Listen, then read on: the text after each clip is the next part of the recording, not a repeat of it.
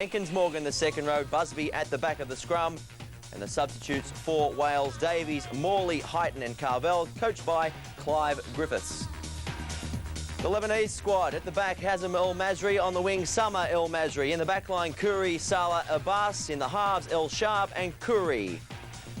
The front row, Darren Maroon up front is skipper, the hooker Anthony Semrani, Mona El Hamad in the front row, second row Shamoon and Goddard, and Ray Daha at loose forward.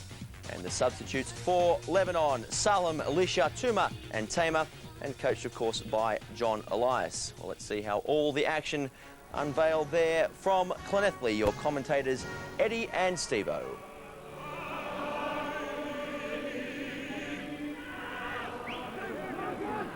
Now here's Aitchison, the Welsh full-back. Good tackling there by Semrani. Here now, though, is Cunningham, one of the best hookers in the world. Great run, and he looks on his left-hand side and he finds Jenkins again.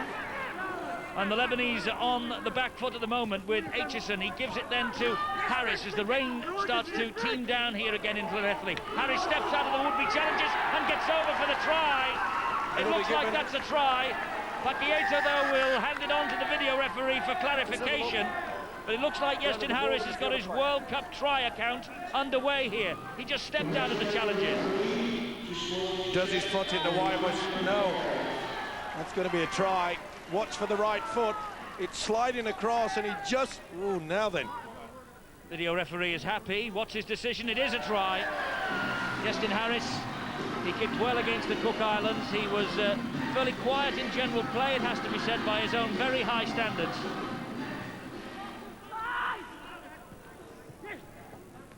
Harris fires a long pass out wide to Tassel, the hat-trick hero of Sunday. That was a great tackle on Tassel by El Masri.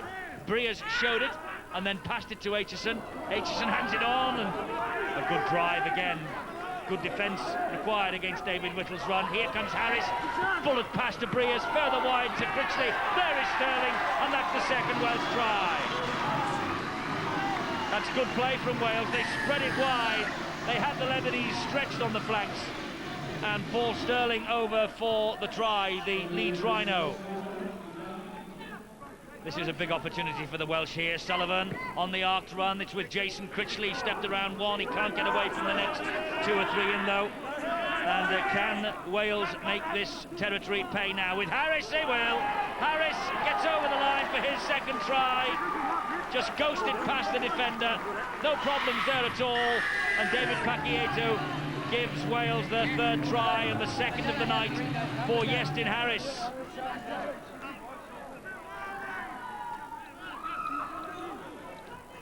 This is Cunningham. Cunningham, so close again. Kieran Cunningham, just 2 metres short of the line. Gareth Carvel is the man at dummy half. He's going alone, is Carvel. Looking to try and plunk the ball over the whitewash, but the defence stands firm once again. This is the last tackle for Wales. They're so close. It's with Harris. Harris just delayed. Is it a hat-trick for Harris? No, it's a try for Cunningham. Kieran Cunningham gets the 4th Welsh try, created by Harris, who might have gone on his own. But Cunningham, well, he is unstoppable from 2 or 3 metres out.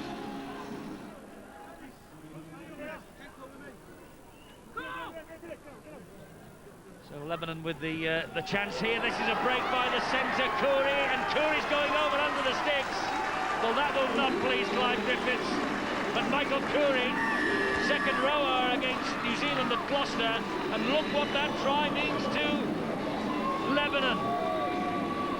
Terrific try. It was from the base of the scrum, and Kuri broke the last line of defence, and it's the first points on the board for Lebanon this World Cup, and Clive Griffiths will be making a note about that.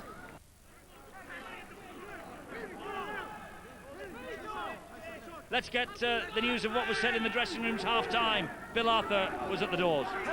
I think Clive Griffiths, the Welsh coach, will be pleased with that defence anyway. Won't have been pleased with the way Wales failed to control the ball in the opening minutes of this second half. In Clive Griffiths' words, he gave his side a bit of a kick at the backside in the dressing rooms at half-time because he felt they really went to sleep in the last 5-10 minutes of that first half and gave the Lebanese what they describe as a scent of a chance. The Lebanese really feel that if they can start this second half well... And they might start well here. They're over for the try. The winger El Masri, Samir El Masri, John Elias up on his feet, the coach of the Lebanese. They've got the try they wanted early. Samir El Masri with the try.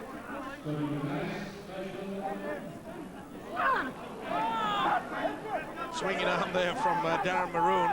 Good job it didn't make contact. Whittle would have been in all sorts of trouble. This is Cunningham with a good strong run from him. Breers to Harris. Harris has ghosted through a gap. Harris has got support and is inside. And Wes Davis will score behind the posts. And that's much better. Harris came into the play, ghosted through the defence, and that's why Clive Griffiths knows rather than in Iestyn Harris, he has got a real star. It's been a heck of a battle for Wales to get to the quarter-finals. Davis, whose try has... it's not Davis, my apologies, it's Chris Morley. But Wes Davis's try has probably taken them there. This is Cunningham. Here now is Sullivan, and Sullivan still short. Well, how on earth are they doing this? They have put their bodies on the line, these fellas from... Breer slides the kick through, looking for Harris. Oh, he's lost it. And that's good work from Hassan Salah.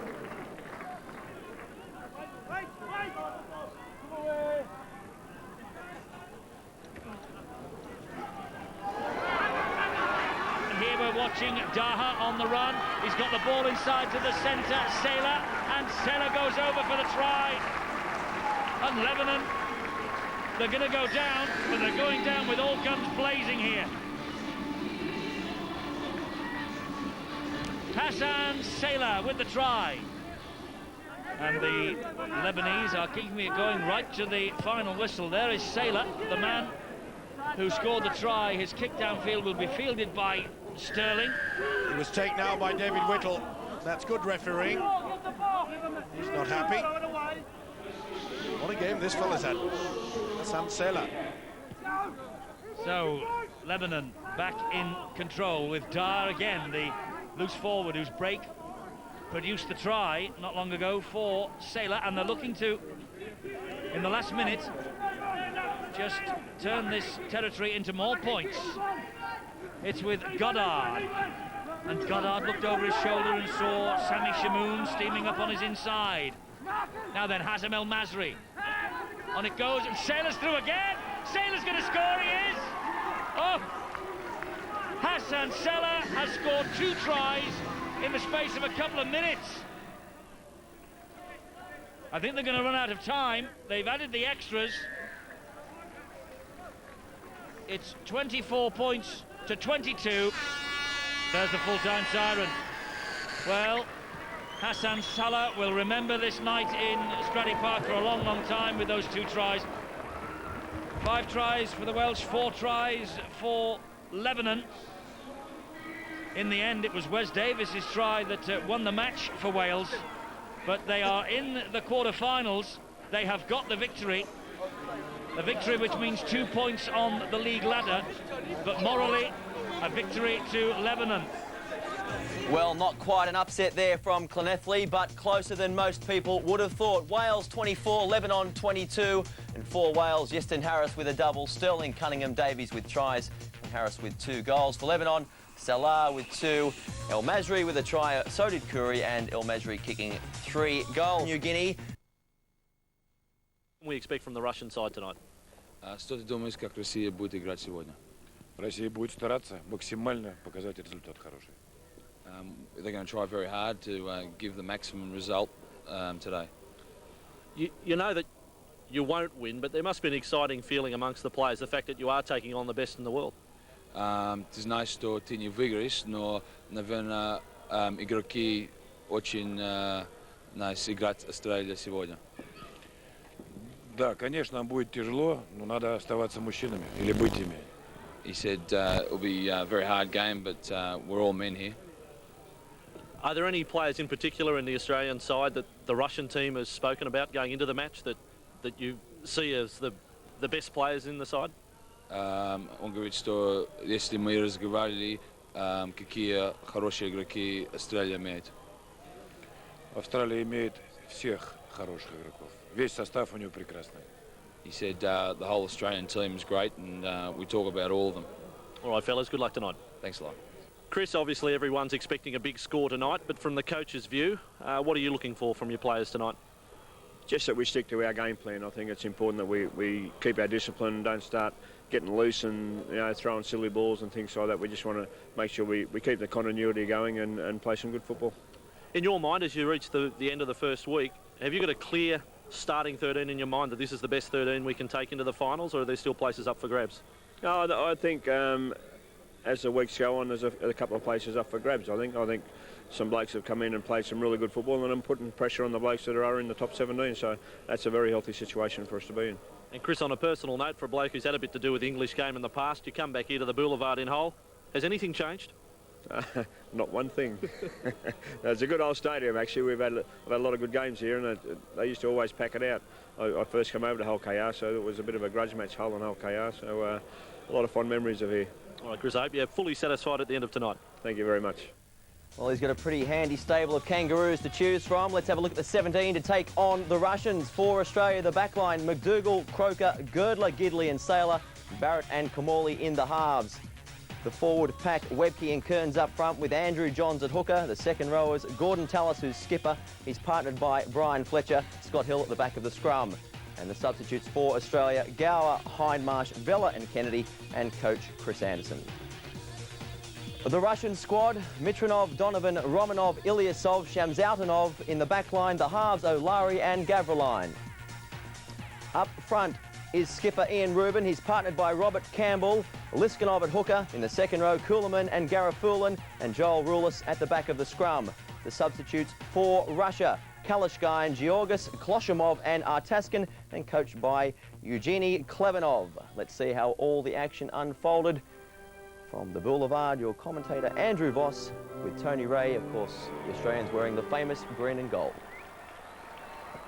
15 metres away from the line, and now Tallis, the captain. A bit of a love-hate relationship has developed with Gordon over here. They like to see him charge, but they also love it when he gets the big hit on. Here is Girdler, and here's the first try. Laid on by the 5'8" Trent Barrett. And Ryan Girdler goes over for the first four-pointer of the night. Andrew Johns. And for Kamali, up to the line, keeping them guessing. Fletcher, there's the offload. Barrett's away. Inside is McDougall. And McDougall sprints away to score the second Australian try of the night. And it maintains an amazing strike rate for this Newcastle fullback winger. Kamali. And then for Barrett.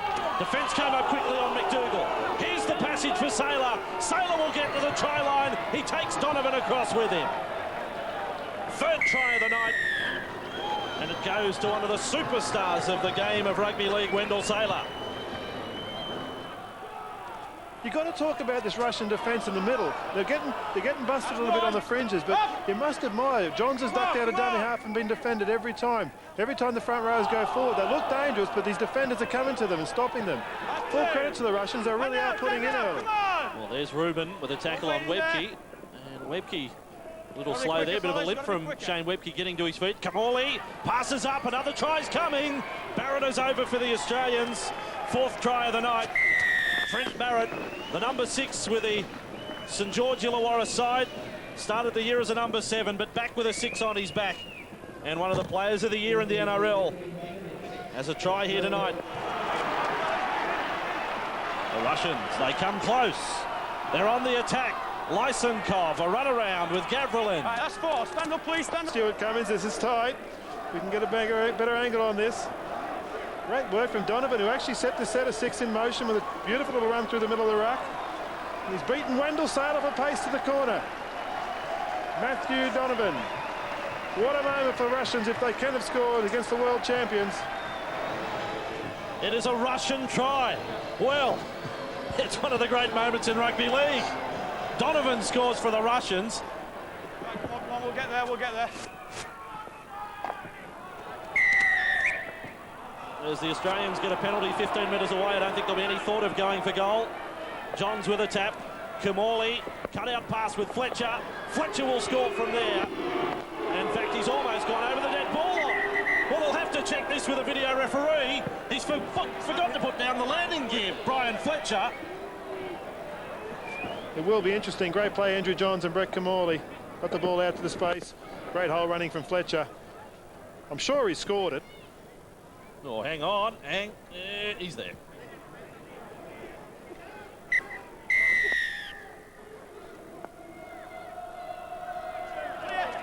Up. Johns had a little peek left and decides to go right. Barrett, Kamali inside. Webke will come up with a test try. Shane Webke goes over. They're always short in numbers. The left-hand defence for the Russians there.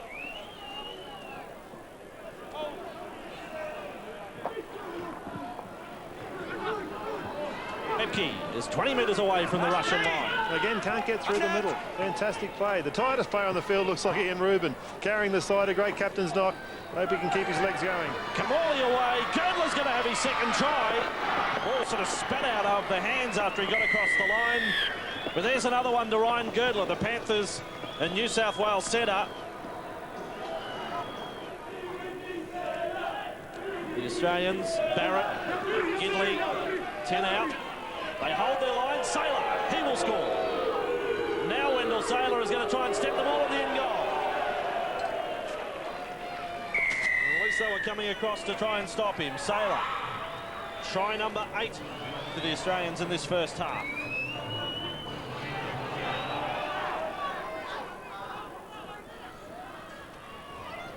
Morley away for Hill. A step, they've missed a tackle. They regroup, but not quick enough to prevent the try. Trent Barrett has another one. The Australians look like 50 before half-time.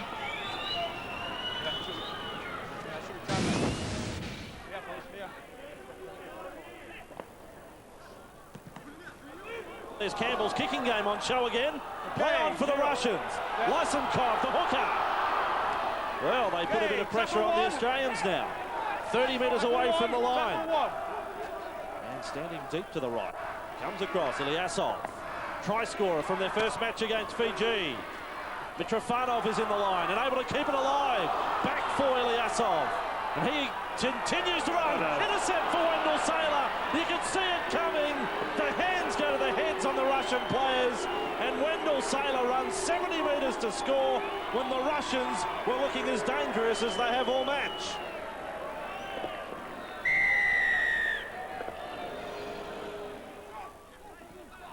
The Kangaroos on the attack.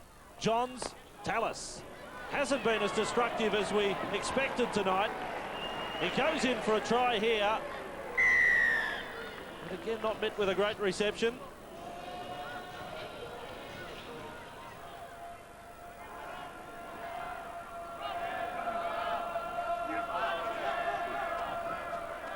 They've taken up their positions and the Aussies on halfway. The Russians have persisted with these short kickoffs.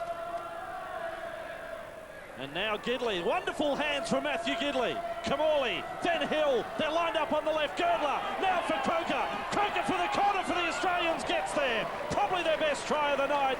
Jason Croker scores it. And some wonderful hands from the Kangaroos in there.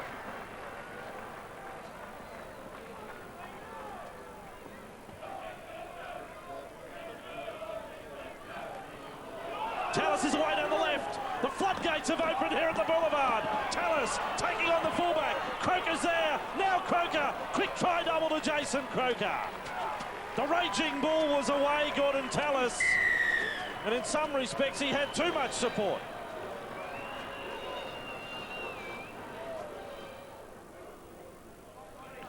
Hill.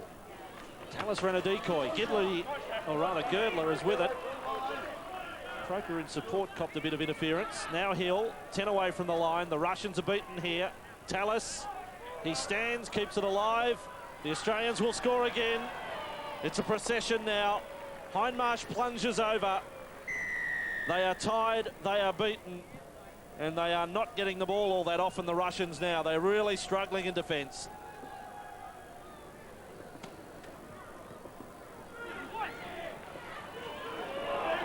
Here's McDougall. So this is a fast track for them tonight. McDougall back for Girdler. Here comes the record. Is it for Girdler? 10 metres away from the line. Girdler is there. He gets the record in Test match football. He's topped Matt Rogers' record from Wednesday night. Ryan Girdler has taken his tally to 36 points. Wouldn't it be magic to see something from the Russians here? Well, they've got a chance, haven't they? Ilyasov. Ilyasov, the kick goes through, and now the chance on Croker gets across on Chemsadudinov. And another close call. This is the sort of thing the Australians must be wary of. You cannot assume that the Russians are going to play the style of game that they're used to. Anything could happen. So the Australians from the scrum. But Hill, Gavrilin's there in defence, doesn't put him down. They're away again. Tallis stretches out. He's beaten 3, Gordon Tallis. Now the support lines up. The big front rowers there. Kearns. It's play on for the Australians. That came off a Russian hand. And that is still play on 5 metres away. Good refereeing from Stuart Cummings. Wasn't that great work from Scott Hill? This will create a try. Is it for Wendell Saylor? Liam Rubin's above him. He mightn't get there. Great defence from the Russians. Good stuff from the Russians. They're all back on side. The try is still coming, though. Andrew Johns overrunning the ball was Hindmarsh, and Johns goes over. Andrew Johns with a 9 on his back, but he's moved into half-back, and there's the 90.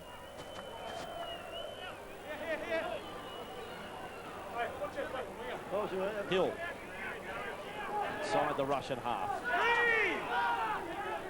Gowers in a dummy half. They're looking tied on that left side defence, the Russians, and the Australians go that way with Barrett. Then back inside for Hindmarsh. Another try coming up. Hindmarsh unextended. He scores again, Nathan Hindmarsh. And now the 100. It's real close.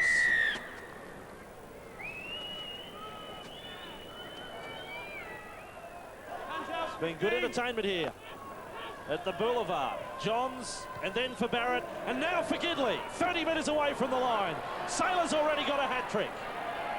And back in field, 20 away from the line. Saylor, no thought of passing. Wendell Saylor! Saylor scores a try for Australia, and I think he's beaten every one of the Russians. There was a touch of Eric Growth about that.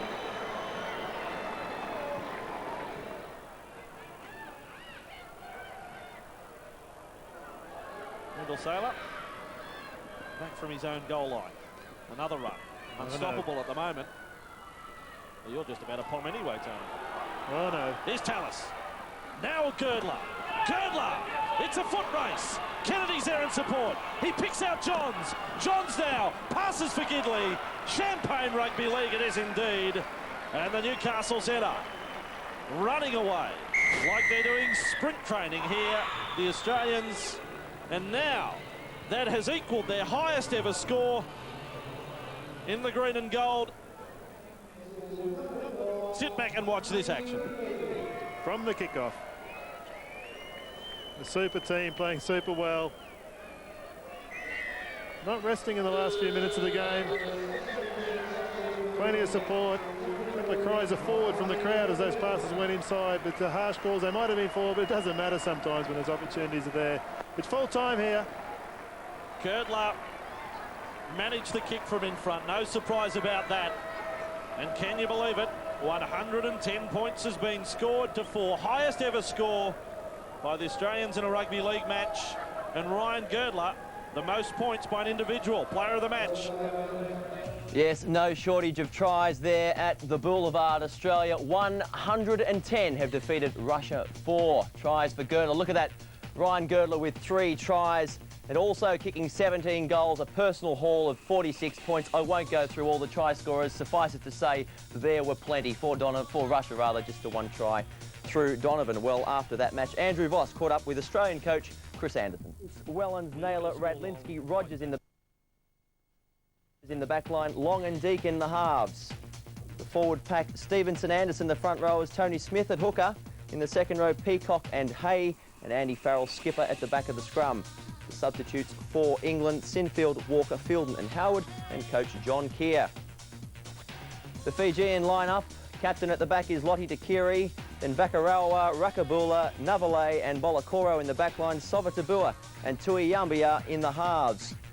The forward pack up front, Vakatawa, Robart and Thaka Thaka in the second row, Wawayama and Valilala and Vunivalu at loose forward. The substitutes for Fiji, Tokarai, Lasagavabau, Matamakia and Vunivalu. Coach, of course, is Don Furner.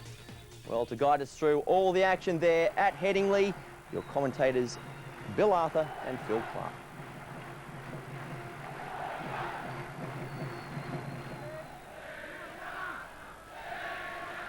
And under pressure is Nico Vakaroa, but it's good enterprising play from the Fijians and doing well to keep this ball alive, and it's Takiri and Fiji on the attack now, and that's desperate scrambling defence from England. The referee's claiming that the tackle was held, both elbows touched the floor, but what about that for individual brilliance? Tony Smith wearing 9 today. Anderson's lost that ball, it's gone backwards, play on, says the referee. And here's Sean Long to Deacon. Deacon, here's Smith again. Hay, they've got men out wide if they can get it there, but Andy Hay will delight in this try in front of his own supporters. Andy Hay gets England on the way.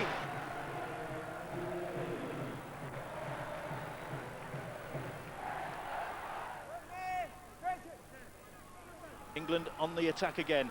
Tony Smith, Sean Long. Long has seen the gap. He's trying to get through it. He's got the ball out wide now. Wellens still going. He's got that down, Paul Wellens. And second try for England. Paul Wellens, the St Helens player, gets that one. Good support for the English here. Hay, one try already to his name, Andy Hay. He was looking for somebody on his shoulder there. Here goes Tony Smith, running across the field at the moment. Long gets it away to Peacock. Jamie Peacock surely will get another try for England. The big second rower does just that. And Jamie Peacock's third try of the World Cup so far. Vakatawa poised to charge it up again for Fiji. That's the 5th tackle. Savataboa will stab the kick in.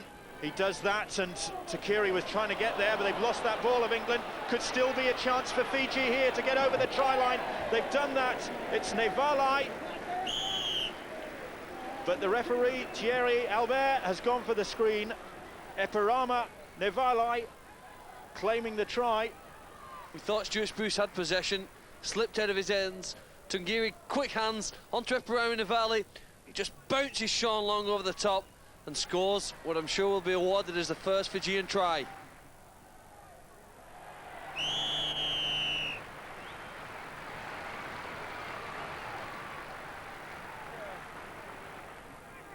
England just being slowed down effectively by Fiji. Deacon, Farrell out wide, back on the inside to Spruce, but Spruce well tackled by Toyamba Yamba. Referee telling England to get on with it. England saying they couldn't get on with it as the kick is hoisted by Deacon. Wellens takes it well. Great play from Paul Wellens. Surely Naylor will get the try. Scott Naylor does. Thundering over the Bradford Bulls in England centre, but it was great work from the choir boy in the England side, Paul Wellens.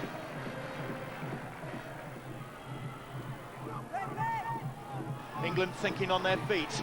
Peacock spins again as we're getting dizzy. Now he's going forward. Great work from Jamie Peacock, and he offloads. No wonder his players, his teammates made him man of the match against the Russians. He really has had a wow of a year, Peacock. This is great football from the English now. Naylor, again they keep it alive. Long, looking for some support. Oh, that was a big hit, and an illegal one in the end on the little scrum half. It's Vunivalu who just got his footwork wrong through the left arm and shoulder. England not going to go for the 2 points on offer. They run this one towards the Fijian posts. Long, fortunately, is okay. He's ready to act again as Tony Smith goes through. Smith lobs the ball out wide, and Radlinski gets the ball down and gets the try. Quick thinking from England, and Radlinski finishes off in the corner. Tony Smith it was who set him up. England lead by 28 points to 4.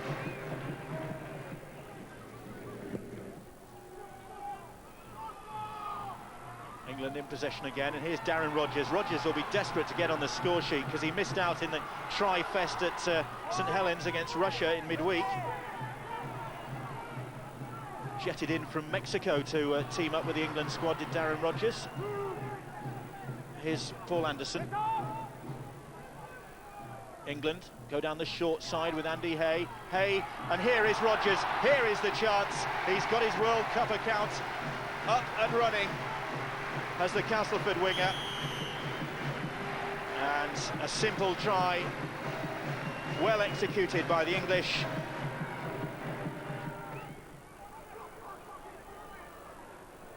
Spruce drifting across the field lazily, Stuart Spruce in that really deceptive style of his. And he's just a couple of metres short of that line. Long, short ball. Try number 2 for Jamie Peacock. Close range effort, and Jamie Peacock really is on a roll at the moment. Takiri has scuffed that one, and it's come straight to Sinfield, and Sinfield could please the Leeds fans here. A try from him on home soil would certainly make their day. Long ball out wide to Sean Long. Tony Smith puts his foot to the floor, out to Wellens. Beautiful pick-up from Wellens. Great work from the winger. Scooped that one off his toes. And Paul Wellens gets his second try. England with the penalty. Fiji just spotted kicking out at the play the ball dangerously there. Here's Radlinski. Radlinski trying to set Rogers up. Rogers with a bit of work to do, and he does it. Does he do it? The Fijian players questioning that decision, but Darren Rogers claims the try. Rogers twisting back inside. This angle will show us more clearly. He does get the ball over the line. And a second try for Darren Rogers, another try for England. Deacon. Deacon puts the step on, great work from Paul Deacon. He's got Tony Smith on his inside. Smith will score. Paul Deacon, the architect. Tony Smith finishes off, and plenty for the big crowd here at Headingley to cheer about. Still about 15 minutes to go here, and England looking for more points. Andy Hay looking for more points. Still going, Andy Hay. Brought down just short of that line eventually, just only a couple of metres away. Tony Smith is there. Smith loops the ball out wide to Spruce. Long takes the tackle. And Sean Long again looking a little bit anxious about that foot injury, but Naylor looking for his second try. Has he got that one down? I think he has. It might be another call for the video ref. Well, clever thinking from England. Ephraim Ndubali, the centre, was stood at marker, so there's always going to be a chance for Scott Naylor. Now then, you'd have to say a portion of that ball has hit the ground. Scott Naylor then releases, accepting that he's scored. Will the video referee accept that decision? No try. Deacon. The Fijians up very quickly to close down the England scrum half. Now Farrell. Farrell looking for points himself. He will get them. Andy Farrell gets his first try of the World Cup tournament. And he was dead set on getting that try. There was absolutely no way that ball was going anywhere else or to anybody else. Fiji just inside their own half. England, I'm sure, would just like to get another couple of tries on the board, just so they can outdo the Aussies. Can't say that very often. But it's Tuyamba Yamba with a great scampering run from Tuyamba Yamba, and Lote Tuqiri will get the second try.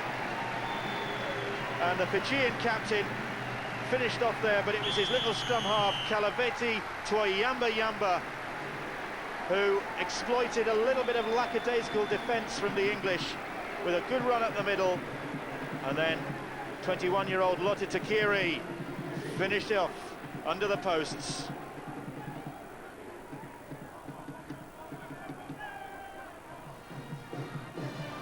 Deacon, here's Sinfield, Chev Walker, heading for the try line. Chev Walker gets the ball inside, try, another one for Jamie Peacock. No, Bill. No try, I beg your pardon. The ball went forward. And I think Jamie Peacock lost possession anyway. It's a difficult pass to take. Oh, he did. How right you are. Tuyamba Yamba feeds that scrum for Fiji, and again Lote Tuqiri tries the chip and chase. Peacock is back there. The ball's still not collected. The referee waves play on, says it went backwards, and Chev Walker showing great strength.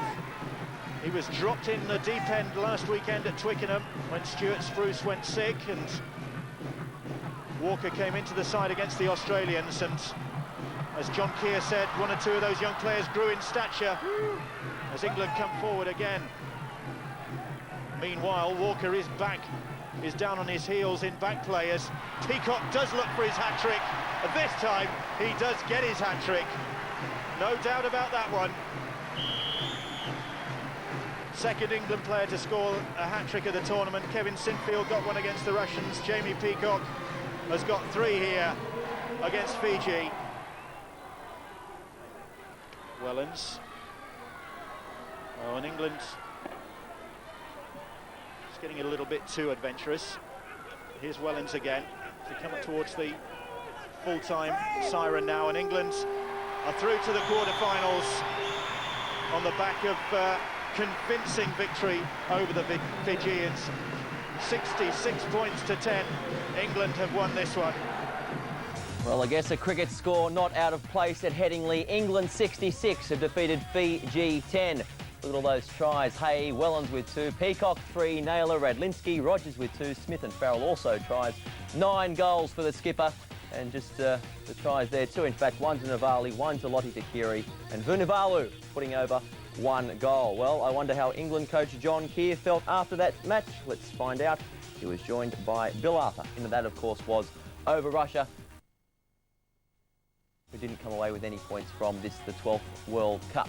This in history, well, that's fallen to the Cook Islands and Lebanon, that historic place of playing the first Rugby League International indoors. And it's a consolation for both sides, because neither are going to qualify, of course, and it's a significant consolation for the players of Lebanon, 3 of whom suffered from hypothermia after that match with New Zealand at Gloucester earlier last week. But let's take a look at the two teams before bringing you highlights of what happened earlier today. The match kicked off at 12:30. The Cook Islands made several changes from the team that lost 84-10 to New Zealand. In comes Thierry Toa. Craig Bowen would start after being named as a replacement on Thursday. Stevie Berryman, George Tukara and Tyrone Poe are also named in that Cook Islands lineup. And the Lebanon, they've lost the services of Michael Khoury from the second row. He's picked up a hamstring injury. Prop Mona Elamed and hooker Anthony Samrani are also missing through injury. So Cook Islands against Lebanon. Highlights of the match that took place earlier were early on in the first half, as we join the commentary of Ray French. Tyrone Powell, good strong burst. This Cook Islands pack doing good work in midfield. Cook Islands now moving it down that left-hand side. Good strong tackle there from Hassan Sailor. Still the Cook Islands on the attack, but again Sami Shamoun in there on Tyrone Powell.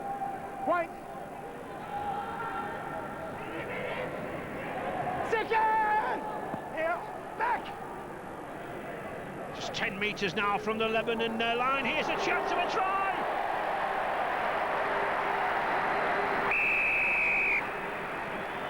That's terrific play here from the acting half-back. Leroy Joe darting in. Good try there for the Cook Islands. That'll be appreciated up there on Humberside.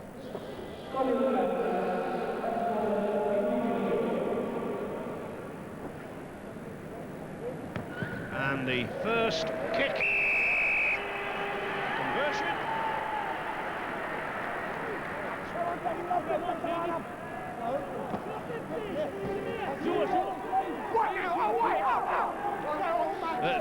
Lebanon. Candy Tamer. Sami Chamou. El Masri now. Oh, that's a good ball. He's got some space. Sailor going for the line, puts it across. That looks to be a try in the corner. Good work by Sailor. Lebanon going over there in the corner. Congratulations all round for Travis Toomer. His third try in the test. Out on the touchline, but remember, with the roof on here at the Millennium, no wind, no elements to contend with. Yeah, well struck. It's well struck, but it's just under. Hits the upright, so the Lebanon still trailing 6 points to 4. Sonny Shepherd coming on for the prop, and Jason Timu reappearing.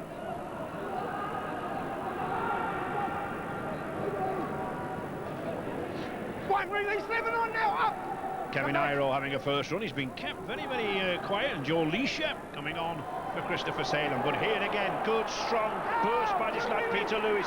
He really is a powerful figure. The Cook Islanders now on the go, crashing over, and there's a try. Surely, yes, for Steve Berryman. He burst through, but it was good play, good interpassing. And the lad from Huntley in New Zealand puts a smile on the faces of the Cook Islanders supporters. Good try. Berryman then looking for his second success. And he finds it. Still 4 tackles remaining in this sequence for the Cook Islanders. 3, good tackle, leave him out. Samuel trying to drive it forward. Zane Clark again coming away from the acting half-back position. This is better now from the Cook Islanders pack. Oh, slipped away to Iro. Can he get it away? Yes, he does to Lewis. Lewis grappling with 3 defenders. Just looking at that goal. Well, he dropped it down. Now then, was it a try? And did Tyrone Powell pick it up? Man was on the ground. Wow. Mr. Shrimpton, he's saying that he was tackled and that he passed the ball off the ground. I'm not so sure. The ball has to be on the ground. The elbow carrying the ball has to be on the ground. Away now, away with me. I'm not so sure whether it was. There we see the defenders get across. Lewis shrugs off 2 or 3 would-be tacklers. He's looking all the time. Well, I think the ball just comes out. I think that could have been a try. Play on, ball went back. How? So, still the same score, 12-4 for the Cook Islanders. Just coming up to 6 minutes remaining in this half. One release now, up, come Cook on. Islanders really now testing the Lebanon pack. Surging runs by their prop forwards. Up. Here. Jason Timu there. Wait. How? 3, release. Brave tackling from Stanton. To Akura. Nice slip pass. 4 tackles, end up. Yeah. Clark again, good switch of the ball. 4. Well, a lot of passes, but not really going anywhere at the moment. That's a bit better. Good ball there to the number 2, and Tour's in. Well, I said they were going nowhere, but Terry Tour, once he saw that try line, he went for it. He saw the space, he had the speed, and he's got the try. Literally, the Cook Islanders here passing very much for passing's sake, but Piakura came in the line, he moved it well. Craig Bourne had a hand in there, and then that man Lewis again, he got the ball away this time, and a try, whatever the attentions of Jason Stanton. And Richard Piakura taking over the kicking from Steve Berryman. Can he add 2 more? Ooh, well, good kick, 2 points, doesn't matter how you kick them, as long as they go over that crossbar. Back. The Lebanon need a try in these early minutes now. Dare. 4, release her. Curry not finding any way through. Oh, he's a chance here now. Can Kevin Iro go all the way? He's got the size, but has he got the pace? Oh, no. I don't think he fancied going the last 30, 40 metres.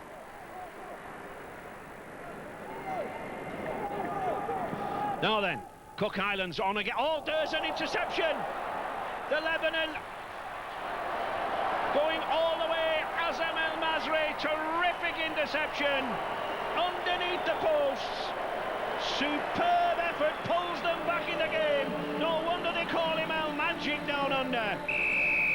Spotted that ball was not a good pass.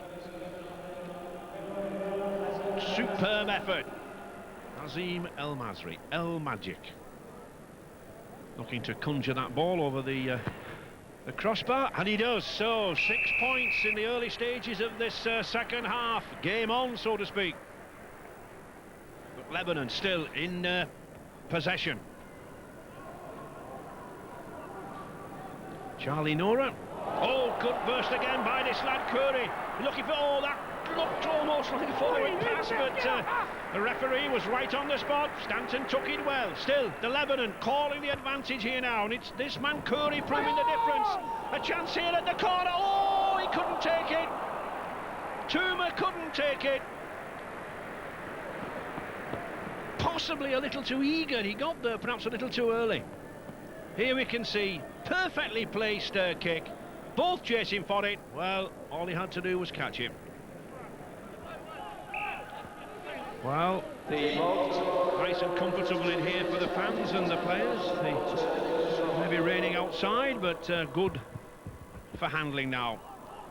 He's really battling in, is that Shamoon? Surely a candidate for the man of the match. Curry. Quick pass to Nora. Looking to get it away, but good tackle there by Zane Clark. Curry again, weighing up the options. Took the wrong one.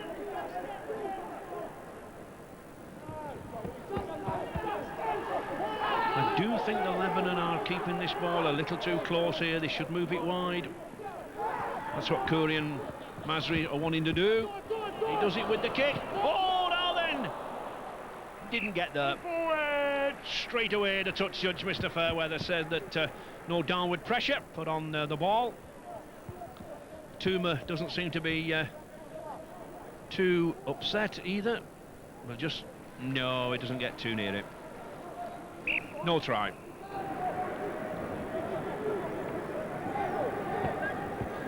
Oh, not well. It was well intended from Sami Shamoon, but lurking with intent to Akura there. The Cook Islanders now, a little bit more spirited play from them. 25 metres from that Lebanon line. Lewis almost lost the ball. Leroy Joe, strong, squat, powerful figure there at half-back. Seen a lot of action with Auckland Warriors, South Queensland Crushers, Old Kingston Rovers. Iro, beautiful one-handed pass. Can he go in? Now then, what's the touch judge going to say? Is Tamata in at the corner? We haven't got the screen, mate. A consultation. No. Okay, mark in here. Touch. Keith Leyland, the touch judge, judging that the ball was a lovely one-handed pass from Iro. The wingman took it well. but he has to fend off that tackler. Now then, does he go in touch? Ooh. Well, that's debatable. Superb one-handed pass from Iro. Carl Temeter takes the ball. Oh, I think he just touches that corner flag.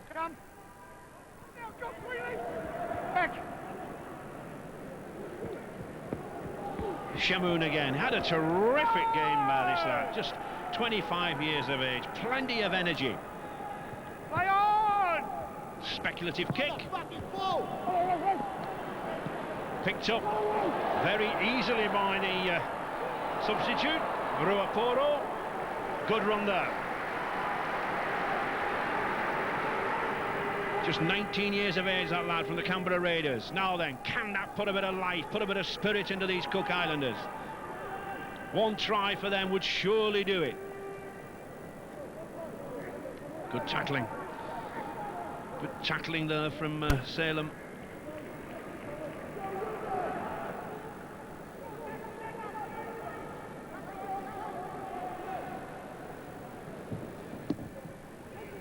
Timu, good pass. Here's a chance for the Cook Islanders.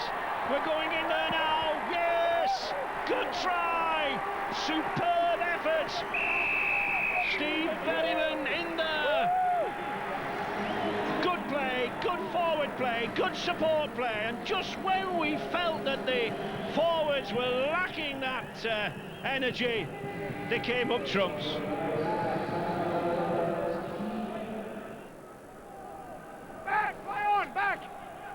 Play on, the ball went back, and backwards again. El Masri. And really the coach, John Elias, will be disappointed with that. They haven't made use of possession, but there they are. Good try from Hassan Sailor. Well, we said they needed 2 quick tries. There's the first. Can they get another?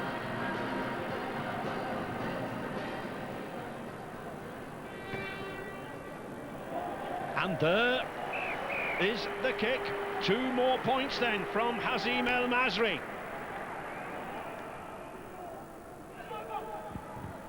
And good play here from the Lebanon, opening it out wide. Shamoon again. He's revelled in the forward play. Looks a very good prospect. Oh. Penalty. Definitely taken out. There we see the little chip kick over the top. Oh, and that's a bad tackle. But we're back in the play. They're looking for this equaliser now. Driving to the... Oh, he's lost the ball, but Masri's picked it up. Can he get over? The referee's there. And he scored. Hazim El Masri.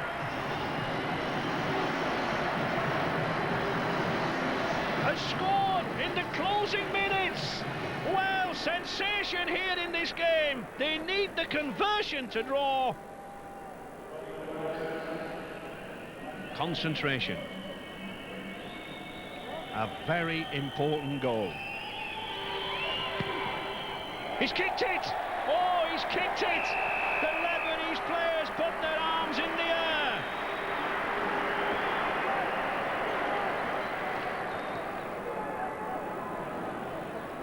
The Cook Islanders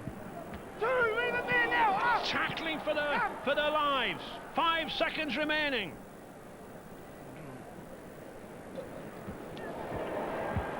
Well, it's anybody's ball. It's a knock on. There is the hooter. It's all over. The Lincoln World Cup is over for these 2 sides, but they've concentrated on this match. They've provided us with terrific entertainment, and perhaps a draw for these 2 novices was the best result. The Cook Islands 22, the Lebanon 22. Yes, in a way, the perfect result, the perfect ending. Neither leave the competition empty-handed, the Cook Islands and Lebanon. But now also here at the Millennium Stadium, Cardiff, we're set for New Zealand and Wales to decide 1st and 2nd place in that Group 2. But Lebanon and the Cook Islands finish with a point apiece. And Joe Lydon and Ian Millward are with us here at the Millennium. At Cardiff's Millennium Stadium.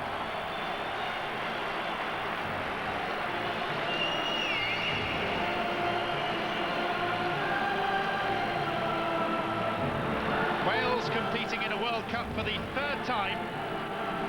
Heroic deeds 5 years ago when they reached the semi-final. And this another opportunity to gauge interest in this part of the country. The possibility of a Super League franchise has often been discussed. And the New Zealanders on the right, the second favourites to lift the trophy. Very impressive in their 2 games so far.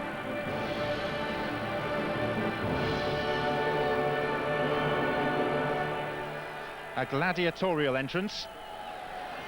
The teams lining up for the national anthems. First, it will be that of New Zealand, performed by the Matariki dancers, the first verse in Maori and the second in English.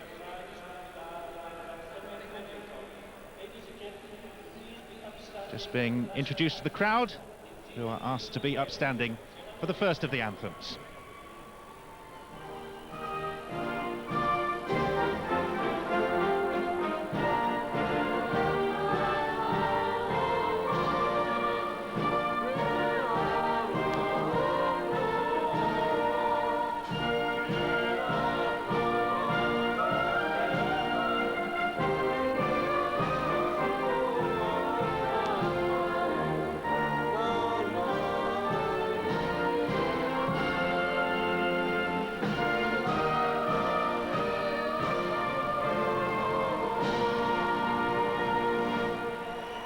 Due reverence shown.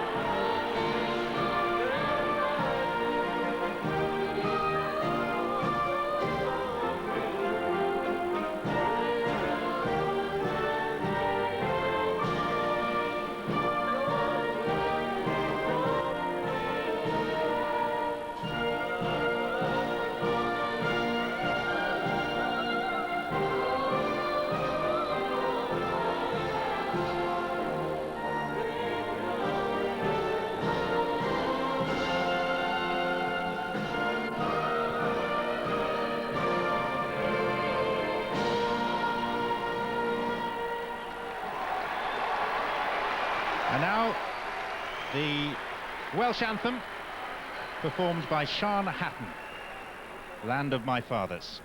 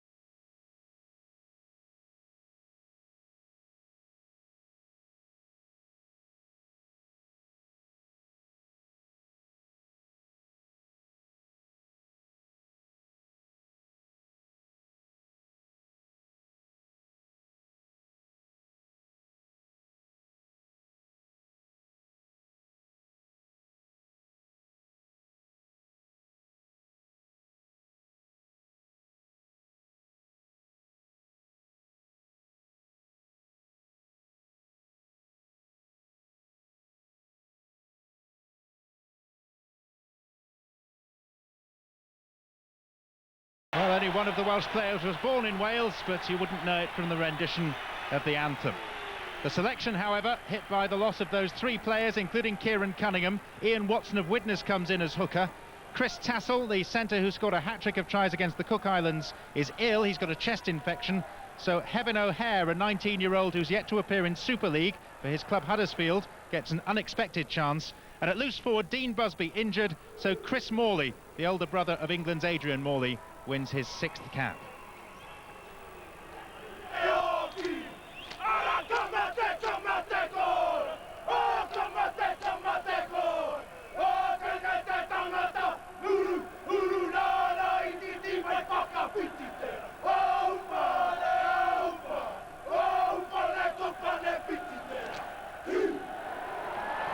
The New Zealanders performing their traditional haka.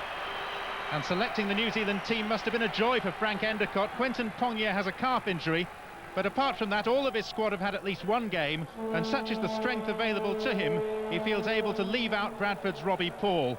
Brother Henry partners the talented Stacey Jones at halfback. The side is captained from fullback by Richie Barnett, newly recruited by the London Broncos, and centre Tony Carroll is on the point of joining Leeds in January. Those the two lineups. And there is Richie Barnett. We're fortunate to be seeing him at all after a horrendous collision in the Anzac Day test against Australia. He has 10 permanent plates in his face just to hold it together. But he's in a magnificent form this tournament. No, it's been extremely wet, but he's just glided over the surface. And I think with 6 months off, he's just looking forward to playing again and having a crack at the World Cup. Stay behind. Crack might not be the best word. Yeah, all right. Iestyn Harris to get us underway. Leeds player representing Wales today, who are playing from left to right in this first half, and underneath the first kick is Stacey Jones. And you heard the voice there, but we should give him a formal introduction. The official ambassador for the Welsh team in this tournament, the captain in 1995, Jonathan Davies. Yeah, it's nice to be back in Cardiff, and you know, it's just. I think I was talking to Clive Griffiths this morning, and you know, he realises the strength of this New Zealand side. They're firing on all cylinders, and the way they're going, you know, the odds on Australia are shortening, but I think it is damage limitation there, and hopefully they can hold out there in the first half. The man in charge of proceedings is Russell Smith of Castleford, who you can see in the yellow and black shirt there. He was in charge of the Wales against Western Samoa game at Swansea in 1995. We talk about you being the ambassador, Jonathan. Do you get an official residence for the 4 weeks of the competition and maybe a car with diplomatic plates? Yeah, I wish. Take that as a no. Wales, who've won their opening games against the Cook Islands and against Lebanon. New Zealand with victories over the same two opponents in reverse order. Wait, lads. Wait, Willie. And both sides already assured of their place in the quarter-final lineup next weekend. The kick fielded just within bounds by Richie Barnett. Barnett, who began his test career as a winger, makes good ground. Back, lads. Back, Dave. One. Just shows the strength of this squad when you said that you know, Robbie Paul wasn't even in the starting 17, so you know, it's very nice to have somebody like that just in the squad.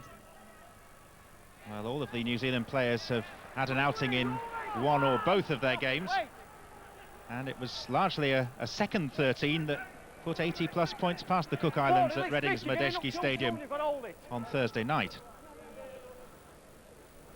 This is Stacey Jones, and Jones spotted a gap and then just slipped. The surface is slightly slippery despite the fact that the roof is closed. Yeah, I think it's wet. You know, it's been wet for as well. All of the country has, and they haven't closed the roof. But you know, the roof is closed now, and hopefully, you know, you can get a very live opening game. It is lashing down with rain outside. And in fact, I hate to point this out in your £100 million monument, but there is a leak or two in the roof. We've seen some water dripping in. The water does get everywhere, doesn't it, John? That's what they say. So Wales trying to make an early impression on this game.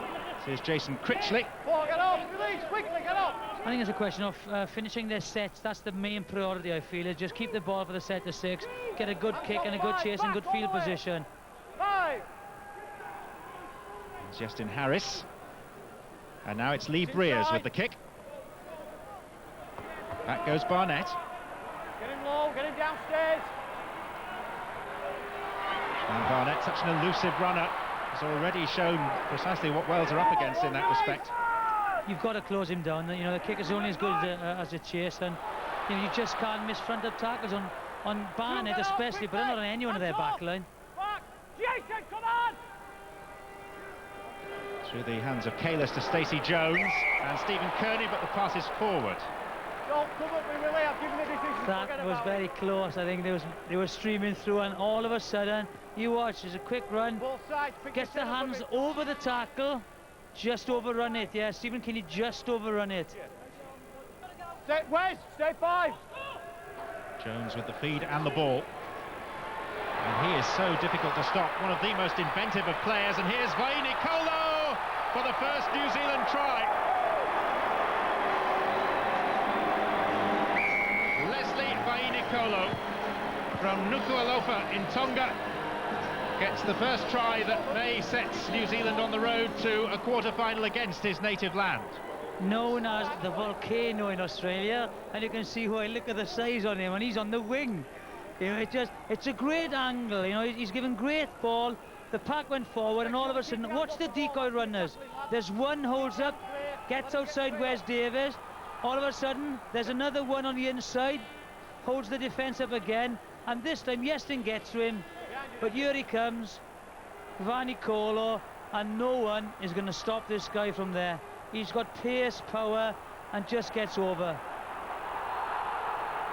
Yeah, it's another of those that plays in the Northern Ford Premiership. With witness, Greers, Wes Davis receiving treatment. Here's Justin Morgan on the diagonal run, up to the line but not over it. Wales on the brink. Greers at dummy half. Surely he hasn't got the strength to force his way through. Change over, lads. Good defence. That was a magnificent tackle there by Nigel Pagana. It was unbelievable. You know, big second out, charging towards you. Man outside, makes the right decision. Fantastic tackle. Back all the way. This is the angle. The pass beats Stacey Jones. He gets on the outside. Watch this. Wrap-up tackle. Turns him and then rolls him again. That's great tackle. Wait in. Rua.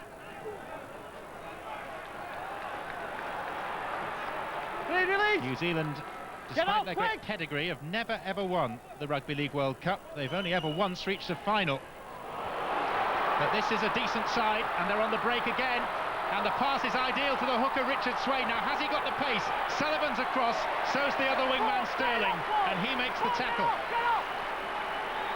Still, though, Wales struggling to get back. And here's Stacey Jones. Vainikolo, and the try will be claimed by Willie Talau.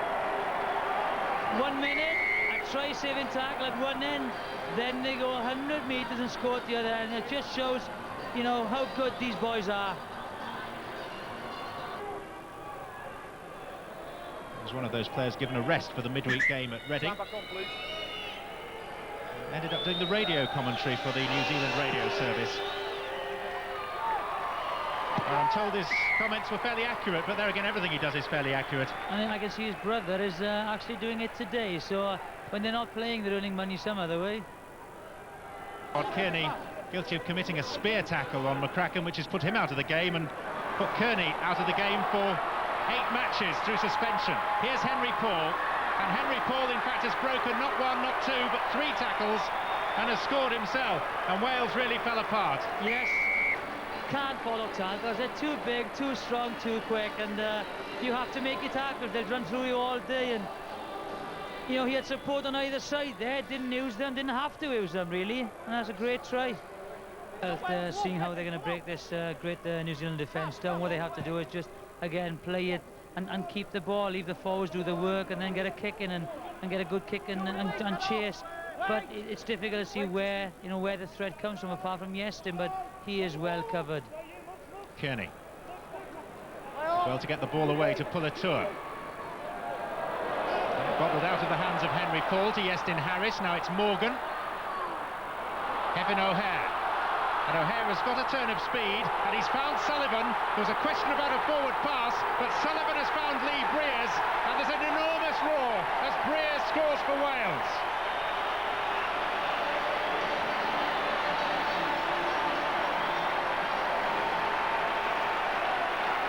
The try's given. Well, they won't be happy that New Zealand does, but these boys certainly will. And whether it was a forward pass or not, you know, they finish off extremely well. And again, Kevin O'Hare, a piece of it, Lee Briers, and especially Anthony Sullivan. I'm listening to you. Just go back. Okay, I'm taking it. Here he goes, Henry slips his man, that's great pace, you know. But it wasn't important, he gets the pass in. It's difficult to save this forward, but Sully comes inside Barnett, and it's just well timed. And Lee Briers sees he's got the legs to get there, and there he goes. Only the 3rd try that New Zealand have conceded in this World Cup. Meti Nuvau and Kevin Iro of the Cook Islands, the others to breach their line. And now we can add the name of Lee Briers. This is Harris to convert. And I was going to say Wales are up and running, they're sort of up and limping. Yeah, it's nice to get something on the board, isn't it? And you know, this is they're trying to, you know, slip the ball out now, and they're trying to bring too much football in the conditions, and the ball just turned over.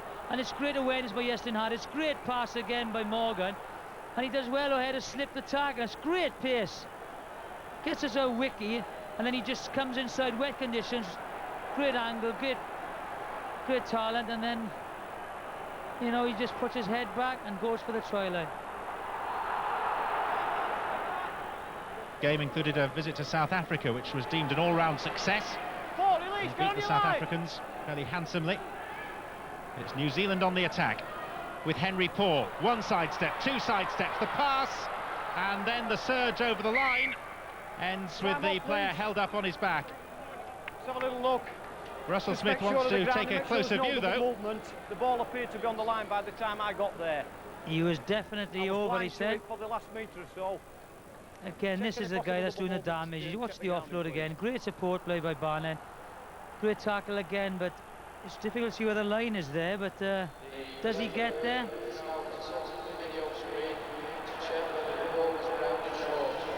Swain. Stacey Jones. Ominous danger here from New Zealand.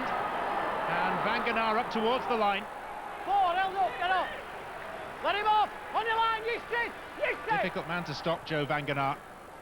Stacey Jones will chase his own kick. Now, was he tripped by Whittle? Well, Wiki followed up anyway, and the referee checks with his two-touch judges and awards the try to Ruben Wiki. It's really ageism. There's not many other people on the bench. Wait, lads. Steve, come on. Harris. Fielded by Sullivan. The kick with the outside of the boot. And Paul Sterling has raced from nowhere, but Barnett has eluded him. And now Vainikolo, who even at this stage could go all the way. A foot race between Wes Davis and Leslie Vainikolo, and you can take it that the volcano has just erupted.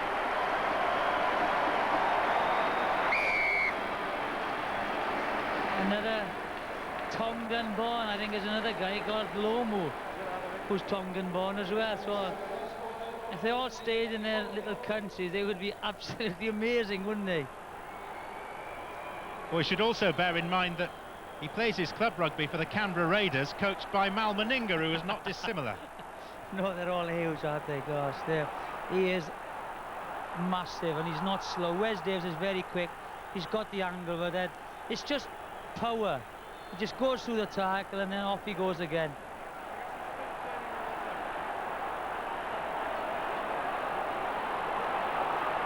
Finished with a flourish. Very much so, very much so. Set a new New Zealand record during the week against the Cook Islands with 32 points. This man, number 14, Cesc Lavert. And this is an easy try for Tony Carroll. It had to come, didn't it? They were just chipping away at the ice, and eventually it's gone. And again, like I said, there's just under 15 minutes left, and it's a big 15 minutes. They will try and up the tempo again for the last 10 minutes. Wanganui plays for Melbourne. He was the NRL's Rookie of the Year this year. Must be helped by the fact that at half-back for his club, Melbourne, he partners Brett Camorley. But he still scored 184 NRL points, and that has perfectly bisected the post.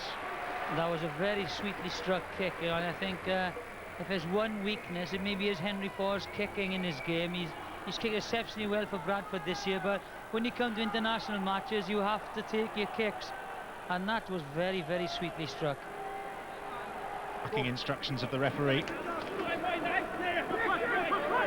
When I say barking, I mean the tone of voice, not the content of what he's saying. Get him low, lads. Nathan Kalis. Again, the difference, watch him. Oh, Lauititi. And Lauititi, for a forward, has got pace to spare. Wes Davis is struggling to get there. He hasn't quite got there, and Lauititi scores. And in the NRL, he has one of the most extravagant try-scoring celebrations you've ever seen. Here on a wet day in Cardiff, it's just an arm raised in the air, as New Zealand cross the Welsh line for the 8th time. 50 points now, isn't it?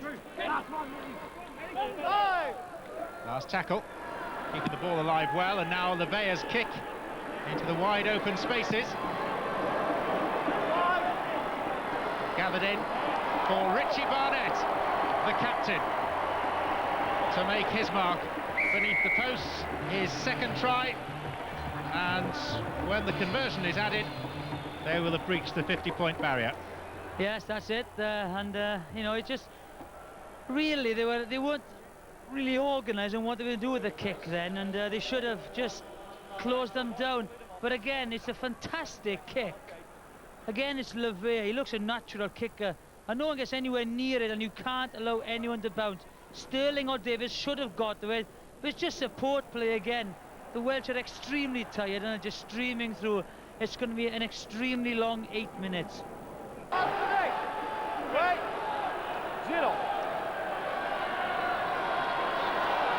Sullivan. That's one. Stephen, come on. Eaton. Iestyn Harris. Back with Eaton. Oh! What a tackle that was by Rua on Morgan. Lined up and nailed. Harris. Oh, Aitchison is in! Paul Aitchison. Wales' second try. And plenty of spirit being shown by them. They could just have buckled under the current onslaught, but instead they've hit back. Yeah, and it's someone, Iestyn Harris. As I've said, he's been extremely quiet, and I think he's got his mind on next week's game. But he just steps out of the tackle.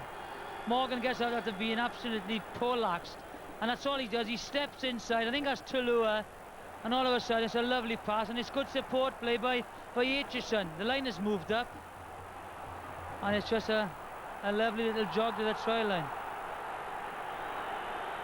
He's taking his place in the club side, so in a sense he's come to this World Cup a little fresher than most. Harris with the attempt, which is good. And this record Welsh crowd with a little more to cheer than they might have expected. Bonus for Wales. Harris to Anthony Farrell. Some of the New Zealand tackling not quite as stringent as it was earlier in the game.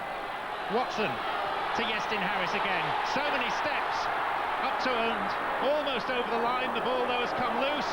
Farrell has dived on it, and the referee is going to decide to go to the screen to sort out what was, in truth, something of a mess. How did the ball leave the hands of Iestyn Harris? Well, here comes the verdict. He got the sympathy vote. Thank you very much.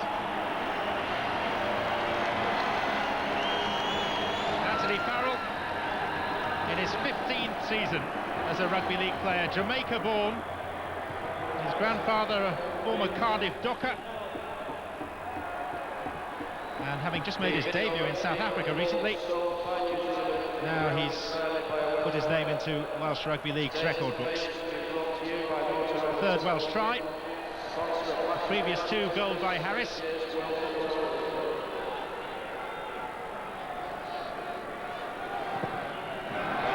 Likewise. Yeah, very simple kick, and I think Iestyn has shown again what he can do. You know, he hasn't done much, but he's just waiting for it. But this is just a question of not picking up any more injuries, really. I think the video referee feels that he's earned his corner after making this decision. There's a lot of hands in there. May well have come last off the New Zealander. I think they must score here. Swain to Jones. Nigel Vangenaar is free and over and has scored. Tap quickly taken. Another try in the offing here for New Zealand, because there are some tired legs out there. Laetiti with a poor ball, but Vainikolo will finish it off with his hat-trick try.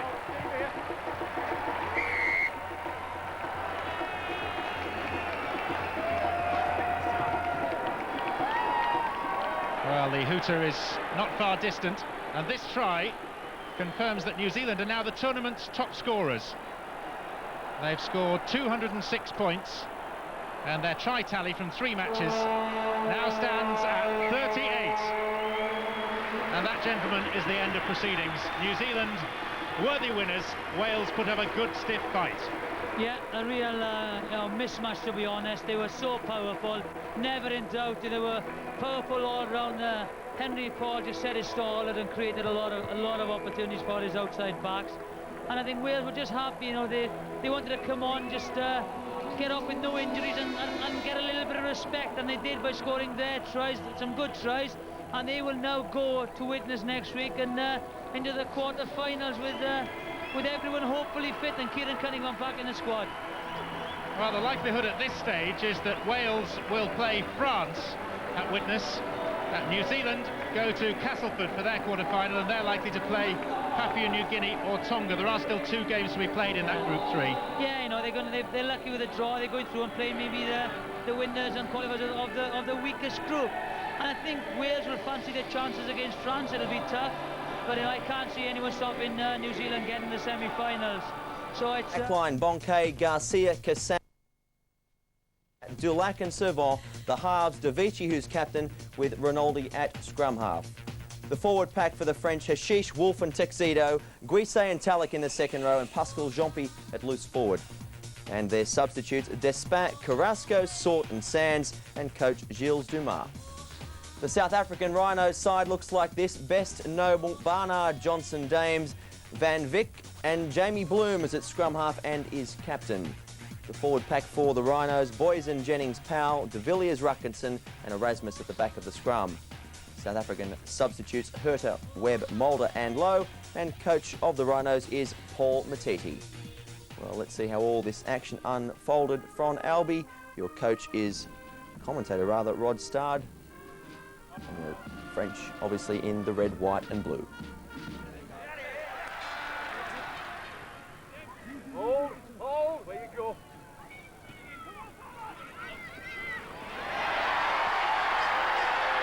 Well, France have cut them apart this time. The man inside, and this will be the first try of the afternoon. A simple try from the French, all from a scrum inside their own half. Easy enough for the French to split the line, and Jamie Bloom and the South Africans will be less than happy with that.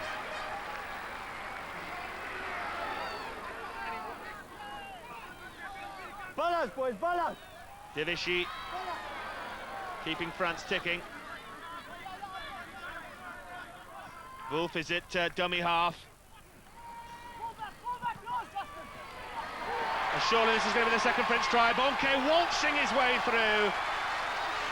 Freddie Bonke dining out on his South African defence, coasting his way through for the second French try. He made the first, he scores the second.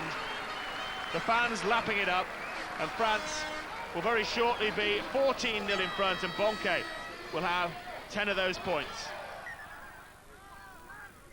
Wolf. Again they go to the big men. France's game plan is a pretty simple one in this first half, and this could be another penalty as Jeanpi just wasn't allowed to his feet. The French getting frustrated, Steve Clarke more frustrated because the yellow cards come out, and Bloom takes a walk for 10 minutes. Well, he warned him at least twice. This card could suddenly turn colour here. Jamie Bloom was yellow a moment ago, but there was certainly a less than pleasant remark to Steve Clarke from Jamie Bloom. And Jamie Bloom could, instead of seeing yellow, see red here. Steve Clarke has made it perfectly clear he's not going to be messed about. So yeah, go, get off. And it's red. Get off. Jamie Bloom goes, get off, says Steve Clarke. Jamie Bloom is sent off and will leave the World Cup in disgrace. Wolf involved again from dummy half.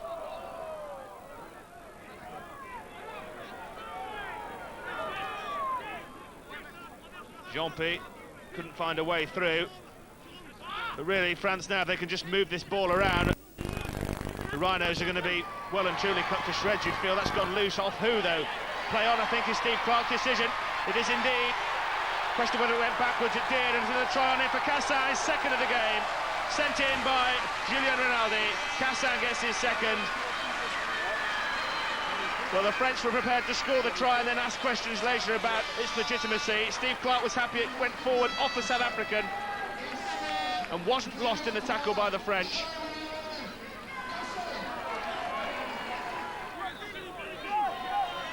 This Wolf in enacting half-back once more. There could be another try before half-time if Gail Tallock has got anything to do with it. Tallock on a bulldozing barge towards that South African try line. The hooter goes. Did they play it in time? Referee waves play on. Final tackle. Could end up with a try, and it will. Guisset, Jerome Guisset, straight through the gap like a double-decker bus over the line. And France make it 24 points to 2, and Bonke will surely make it 26 on the stroke of half-time with the conversion.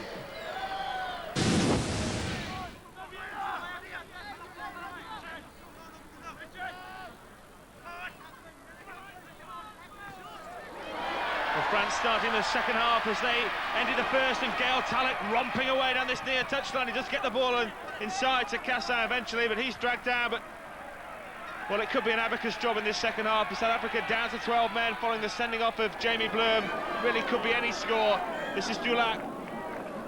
And France playing with the confidence of a side that know they're already through to the quarterfinals now. Just needed to win this game, and that already a certainty. And that's another try. Comfortable stuff for the French. Try in the second half coming as early as the first minute. More problems for the South Africans. And it's going to be another 6 points to the French. That's Jean-Pierre again. He's got his second in a matter of 2 minutes. Pascal Jean-Pierre. Well, that was simplicity itself. And you certainly wouldn't want to bet against another French try in this sequence of 6, the way things are going. Heshish. Well, they're all over him again here, and Steve Clarke might be forced to blow the whistle one more time. He doesn't. Wolf. Despin. Little run around involving Deveshy, and the burst is on it again. Deveshy has got a man outside him. It's that Jean-Pierre again looking for a hat-trick. Is he over? If he is, it's a hat-trick. Well, he's delighted with that. Second half hat-trick for Pascal Jean-Pierre. He's been playing for the French for 7 years, and this will be his highlight of his international career. A hat-trick in just 12 second half minutes for Pascal Jean-Pierre. 25 minutes left. As Erasmus takes the big drive in, runs headlong into Pascal Jean-Pierre, will certainly be odds on for man of the match at this stage after a hat-trick of tries, and a whirlwind hat-trick at that early in this second half. And the France side determined to keep their line intact here. Penalty against them though, a little bit of afters, and now Richard Lowe is less than happy with the treatment he was receiving. A few fingers being pointed.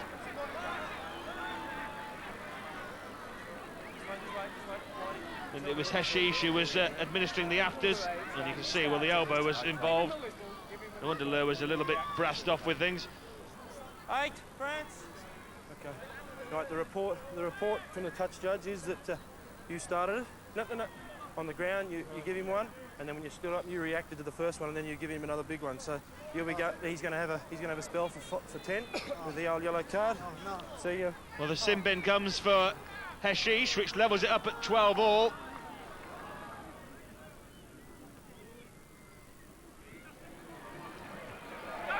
Cassin scored a couple of tries in the first half, and he's got it away this time to Jean-Marc Garcia.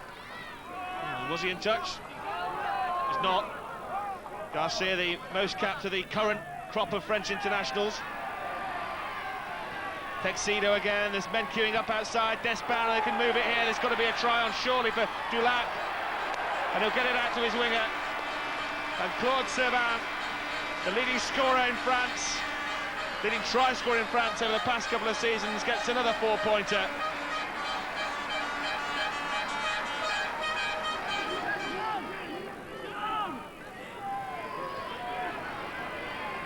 So France in good field position with a stack of tackles to come here. Despin, he finds Cassin. Cassin has found Jean-Marc Garcia. There's another try on here, surely. Inches short. Fabien Deveshy, the captain, trying to make his mark on proceedings on the try line, and that's a try. A walk-in really for Gael Talek. A man of his strength will not be stopped from that kind of range. Another try for the French.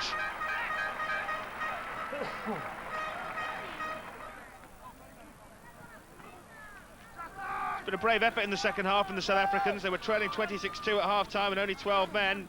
They've battled well in this second half. Maybe they can get some just reward for that. Jennings is acting half-back. They wanted a penalty there. It wasn't coming. Brian Best, the man appealing. Herter. And they forced the way over on this left-hand side. There might be a try here on for De Villiers. He's claiming it. He's claiming the try. Steve Clarke says, yes, that'll do me, 4 points. Well, they've got some reward for their efforts, the South Africans.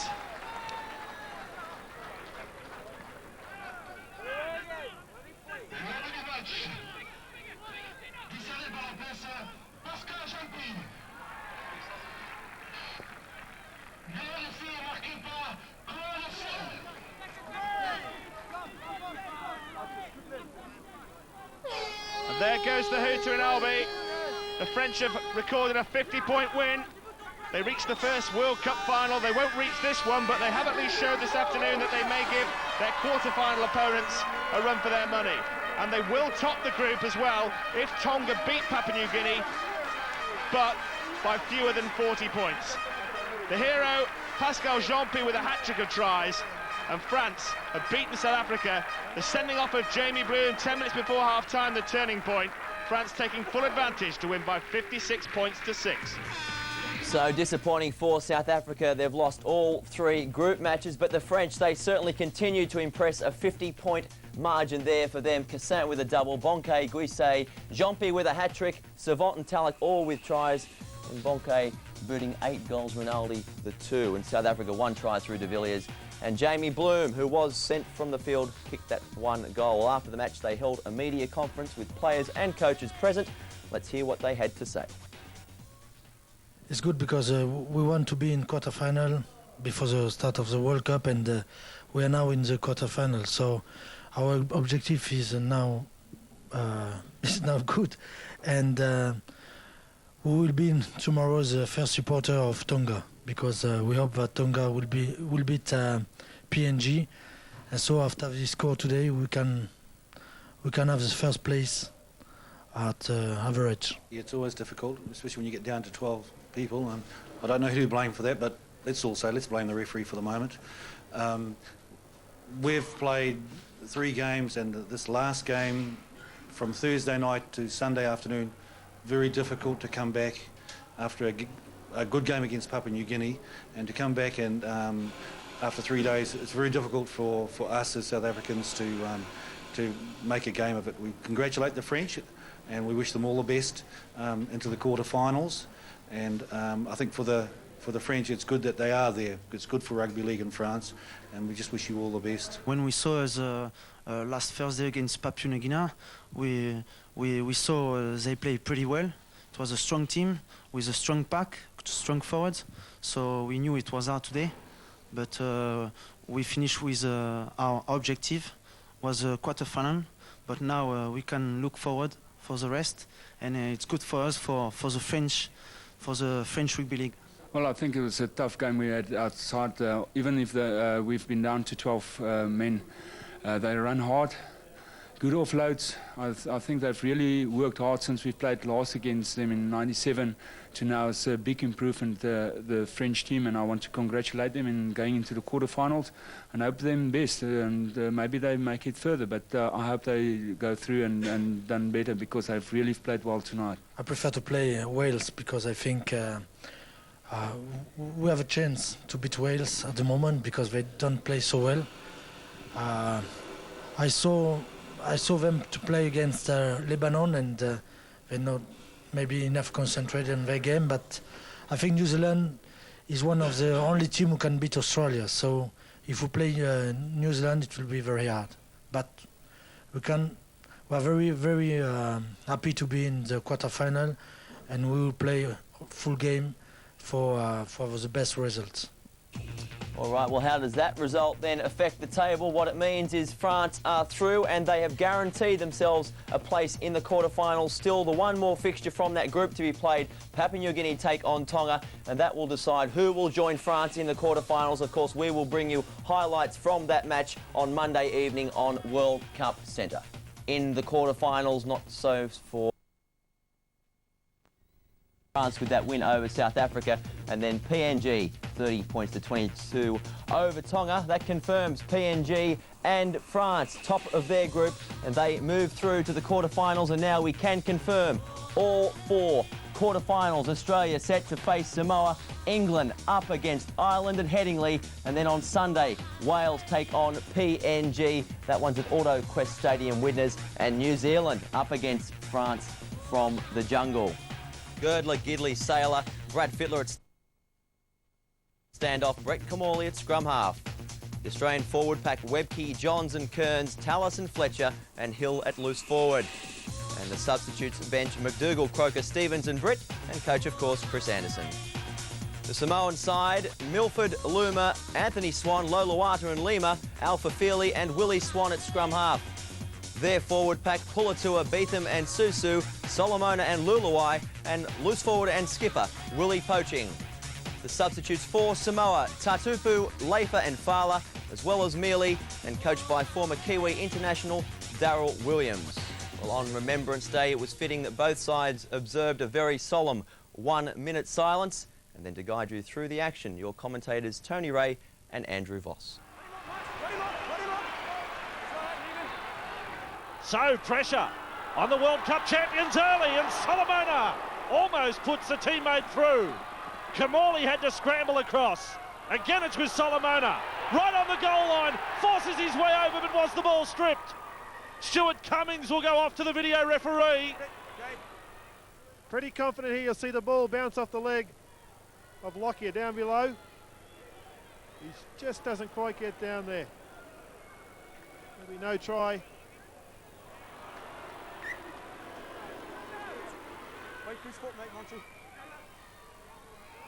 And now Lockyer. Well, this is poor defence this time. The Australians will score, and it is Ryan Girdler who goes over.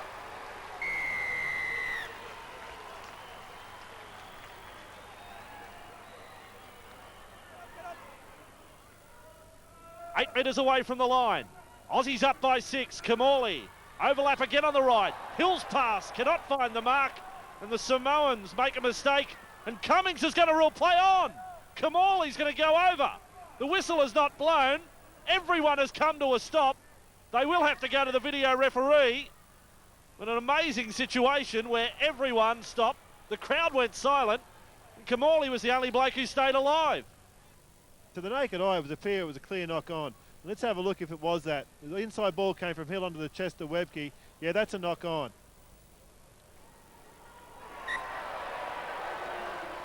"11 metres away from the Samoan line. They lead by 6 points to 0. And Johns. And now Fittler. The trademark step from Freddie Fittler goes over. The skipper of his team scores their second try and scores it right underneath the uprights. The Australians starting to really warm to the battle. Stevens is out there. And Johns for Darren Brett. And this Bulldog who re-signed with the club late in the season. I think he was tossing and turning over a few offers to come to England. Hill inside for Fletcher. Beautiful ball from the Melbourne lock forward. And Fletcher helps himself to a test try.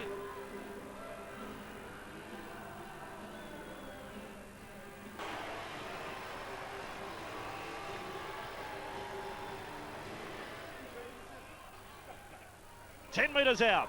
Kimmorley across with Hill. Attention from Beetham. Can't put him to ground. On the spin for Croker.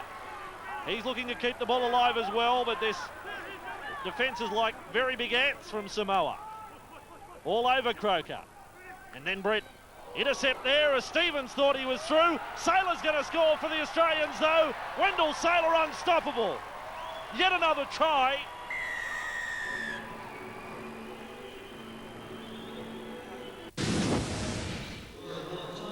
Morley to Bittler. Lockyer, nice play from the scrum, and then a good tackle too from Loma. The Samoan winger came in on Girdler, and Girdler had Rogers unmarked on his outside. Good stuff from Samoa. It wasn't bad either from the Australians, straight from the scrum. Johns, probing from dummy half, Andrew Johns. So strong, like a bulldog, playing at hooker.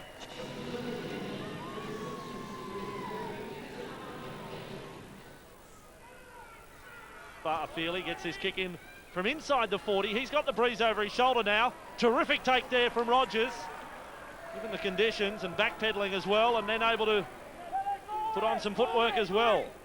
Classy play from Matt Rogers. Lockyer away. A juggle there from Tallis. Turns side on into the tackle of CU. That was good play from Rogers. You've got to appreciate what he was doing there, running backwards. Kick with the breeze at the Samoan backs, and then the slippery ball as well. Croker keeps it alive, and Gidley's away. Gidley 30 metres away. Now Saylor, confronted by Milford. Over the top of Milford. Saylor back for Hill. Australians score a great try. Superb try from Hill.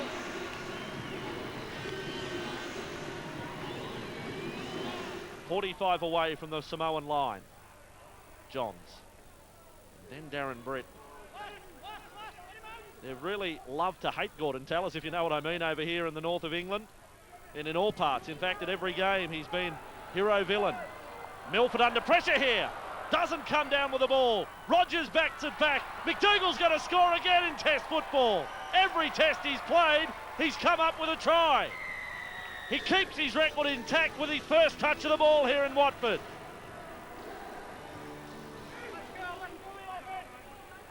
Morley at dummy half. Saylor will be hard to stop again from there. In fact, someone jumped out of his way. It was CU who said, see you later. He didn't even attempt a tackle. Saylor held up 1 metre from the line. And then Croker. Kamali. Has to be point, surely. Hill is only 2 metres away again. As Samoa, somehow they hang on. They're all lined up to the left, the Aussies. Who wants to score? Kamali keeps it alive. Who wants to score? It'll be Samoa, let me tell you. The chase here is it Big Gordon who's coming. Samoa will get there, but Gordon was valiant in his chase. Loma gets there to score the try.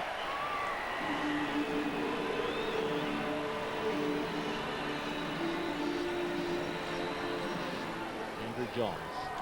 In for Kamali. Plenty of runners to pick from.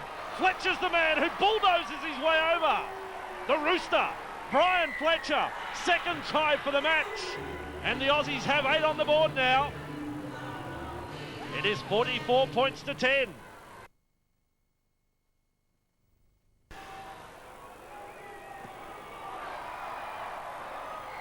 (66 to 10). And that is the full-time siren all over in this quarter-final.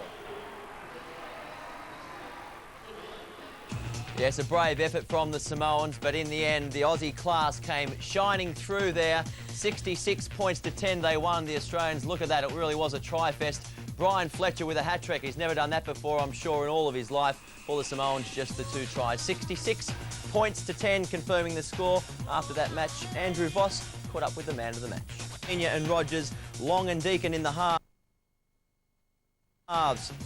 The forward pack, Fielden, Rowley and Anderson up front, with Morley and Forshaw in the second row and skipper Andrew Farrell at the back of the scrum. The subs for England, Smith, Naylor, Peacock and Howard, and coach John Keir. The Irish outfit, Prescott, Carney, Withers, Eager and Foster, Martin and Sheridan in the halves. The forward pack up front, Terry O'Connor the skipper, with Williams and McDermott in the second row, Joint and Campion, and Ricketson at the back of the scrum. The substitutes for Ireland, Clinch, Matthew, Barnhill and Southern, and coached jointly by Andy Kelly and Steve O'Neill. Once again on Remembrance Day, fitting that both sides impeccably observed 1 minute silence. And then to guide you through the action, your commentators, Mike Stevenson and Eddie Hemmings.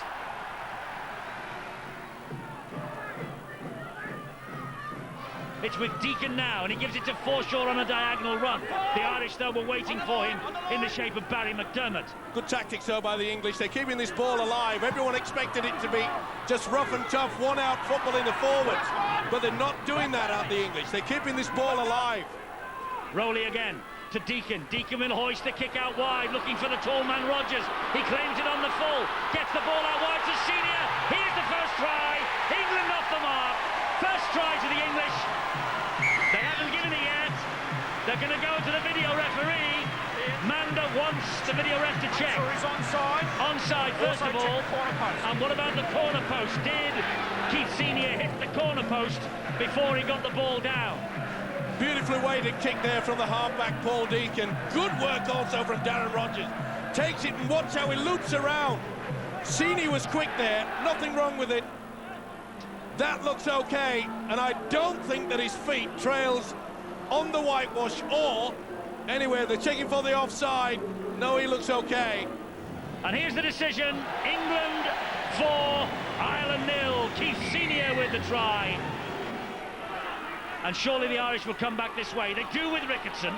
On two, stand up, no hands. 9 metres away. Williams. Back it goes to Campion. Campion to Ricketson. Ricketson examining the line. Lovely ball. Martin's in. Oh, has he gone over the netting goal? The referee, Tim Manda, shares your doubt. Ian, he slipped. Just make sure, mate, Tommy he hasn't hit that Martin white before he's put the ball down. Has he hit the whitewash before he's put the ball down?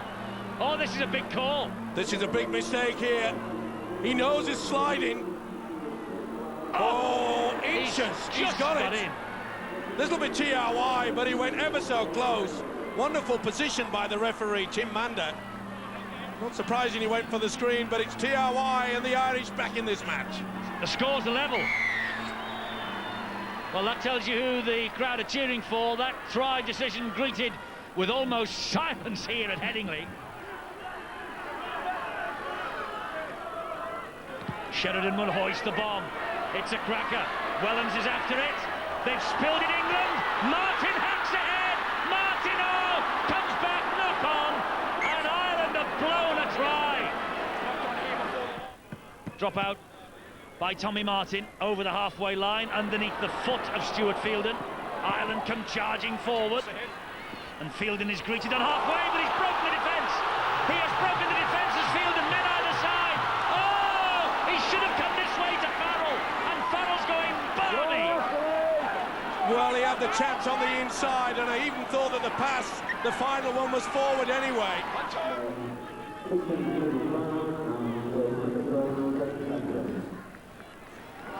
Oh, they've got the overlap. Senior was caught out then. Ricketson, a chance here for Withers, and Withers is taking on Wellens. Withers is going in. Withers gets in for the try. And it's all going horribly wrong for England. Tim Manda checking with the touch judge. Nothing wrong, he says. Try is given. Chef Walker, the dummy half. It's with Sean Long. Now with Deacon. Back on the inside it goes to Fielden. Again, the prop forward to the ball, stood still. You've got to be standing back, running onto this football. That's what Farrell's done. That's what Farrell's done. Oh, great work there from Barnhill. He stripped the ball out. But it looks like the referee's given a knock-on from Farrell, but I've no doubt in my mind that Barnhill strips it. Watch for Barnhill's hand. It's one-on-one.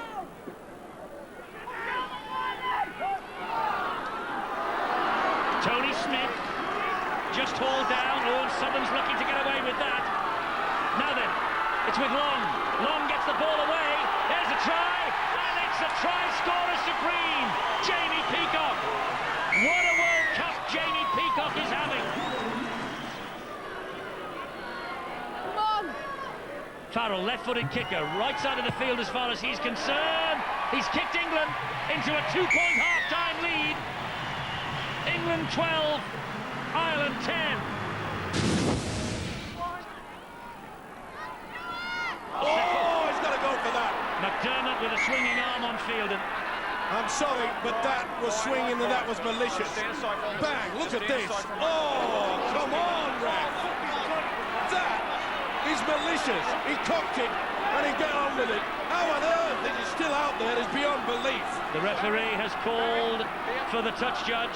Well, Barry McDermott and Terry O'Connor. Report, but dearie me, what more does a man have to do to be sent from the field of play? You have definitely gone in high, OK?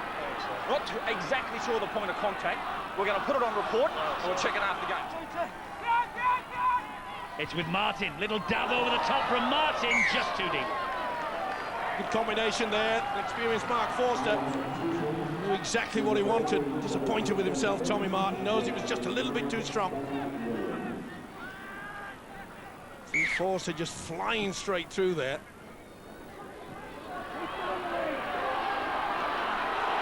Rogers has got some space ahead of him. Prescott's after him. Carney got to him. Rogers is quick. Carney is equally as quick. Should be a penalty here. Got to be. He's gone to the back pocket. There's someone on his way to the bin, and it's going to be Steve Prescott. Professional foul. It's now with Gavin Clinch, and Barry McDermott's back. McDermott tries to offload and does to Clinch. There is Tommy Martin. The charger is Barnhill. Good English defence. He's flicked it out though. Sheridan so close. What a great defensive effort from Chev Walker. Redlinski and the fullback Paul Wellens. I think Sheridan couldn't believe that he didn't get over the line. He's hurt as well. Ireland dabbed the ball in goal and it's all over the place. Oh, opportunity there. Michael Withers. Long hoist the kick, but it's gone backwards almost that. Oh, and it bounced handily for Mark Forster. Good job, Redlinski was there. Disappointing kick, one of the very bad ones that we've seen. Oh, good break. Campion's away. Campion for Ireland. Fielding's after him. Campion, oh, great race and chased down by Fielding. What a second effort there from the prop forward. Oh, they've come up with a mistake. Well, it deserved a try. Clinch. It goes wide. And that's Eager. Oh, well pulled in by Martin. Good ball inside, and they've lost it. And Wellens will counter for England. Good work from Chev Walker there. Wellens knows all he has to do is just keep possession. He's done his hard work. That was a tremendous tackle from Chev Walker. This is Deacon. Wellens, wide to Farrell, they've got a man overlap. Radlinski, there's the overlap. Walker touches down. England on the way to the semi-final.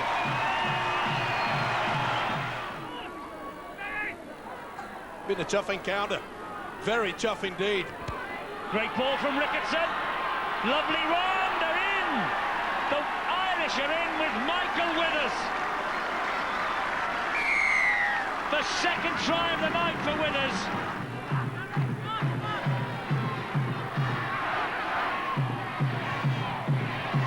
Kick over the top from Clinch, down the throat of Radlinski.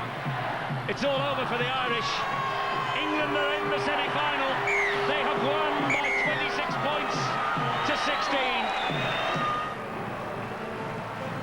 It was 4 tries to 3 in the end, though, and England march into the last 4. Well, arguably the match of the tournament there at Headingley. What a thriller it was, but England, they have reigned supreme, 26 points to 16 over a very courageous Ireland team. 4 England tries through Senior, Peacock, Smith and Walker, and Farrell booting 5 for the Irish. Withers with a brace, and Martin also crossing Prescott, kicking 2 goals. Well, and it's the French national anthem first.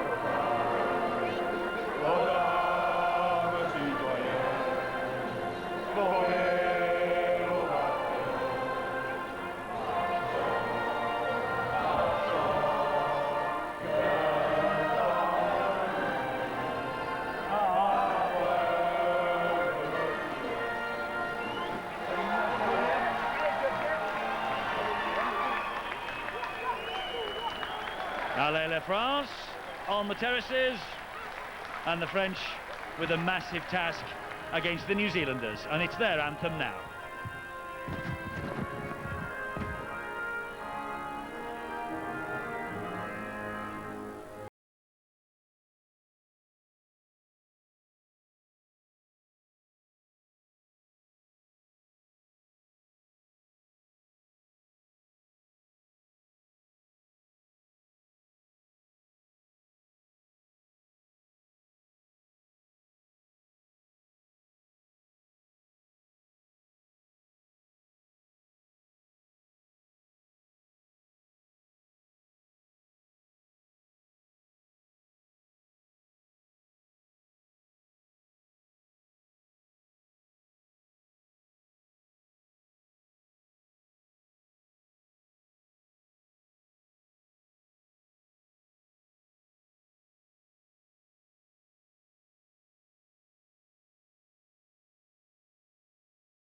Faces there. I almost forgot to mention Richie Blackmore, of course, of the Leeds Rhinos, who takes his place in this New Zealand side. Now, it is Remembrance Sunday, and the World Cup now remembers the war dead for 1 minute.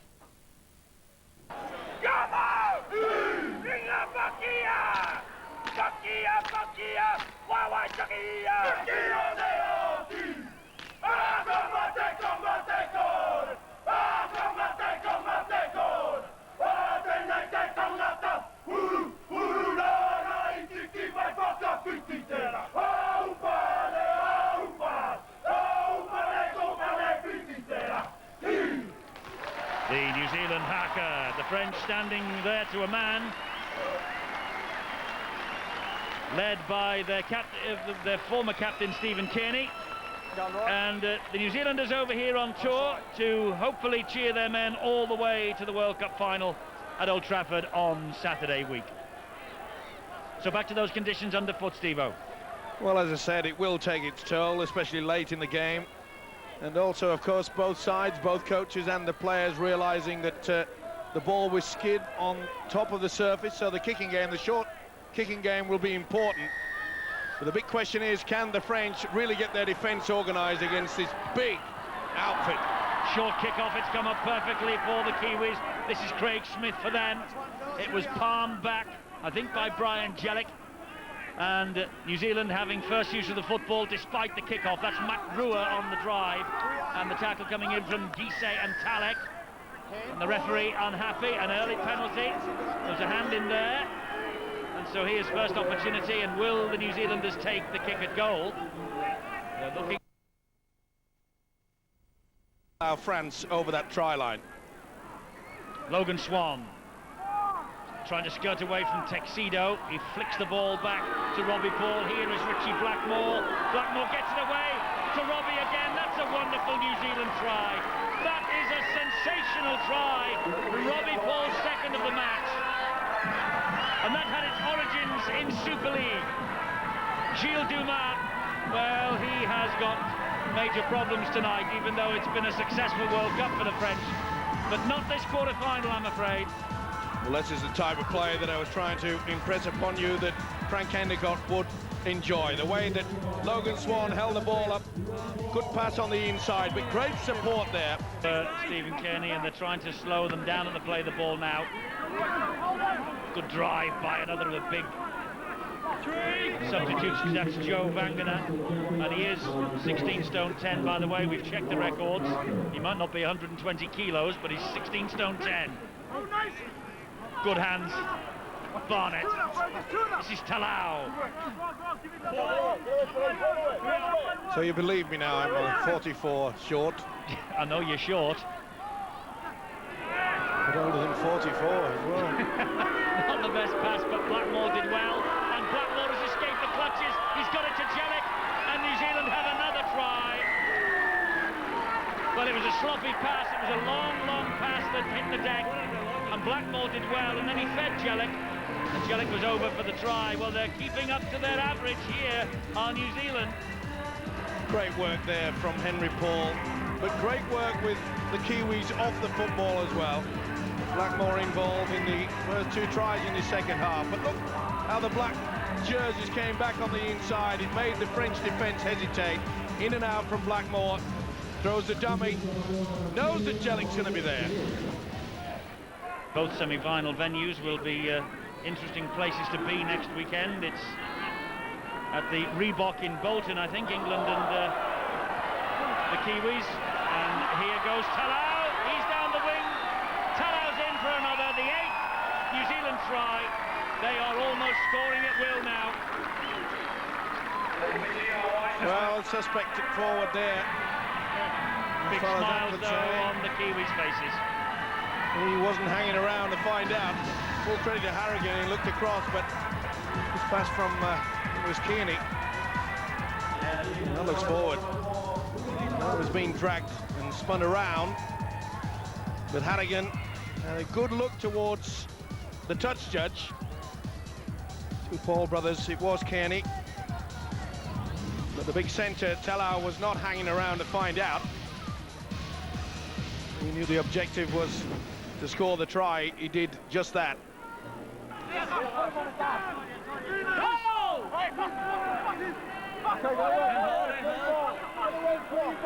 Gilles Dumas. You walk into him. Watching on anxiously, thinks he knows that his men are in danger of being totally swamped. 44-0 is bad enough, but there are still 25 minutes remaining. Well, even at 44-0, you could see from that wide shot how the defensive line of the Kiwis on both sides, no one's having a rest. See how they're moving in, getting right into the faces of the Frenchmen. Craig, it's a back slam, mate. You can't do it. Craig Smith penalised for slamming the Frenchman into the ground. He back slammed him. You can see that the arm is definitely underneath. Well, the Catholic crowd getting behind the French, hoping against hope that something might be here. Hashish on the run. He was missed by Henry Paul, thankfully. Ooh, Henry Paul went for a big hit. Vincent Wolf, Devecchi, Jason Sands. Rinaldi, Jean-Pierre, almost through, wrestled to the ground. And the loose forward seems to have recovered very quickly indeed. Devecchi, gobbled up though by the defence of Ruben Wiki.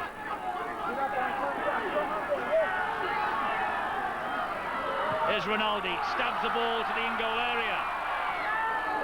And Barnett just content to slide the ball over the dead ball line. Dead in goal. He gets there first. Does it right as well? Yes, he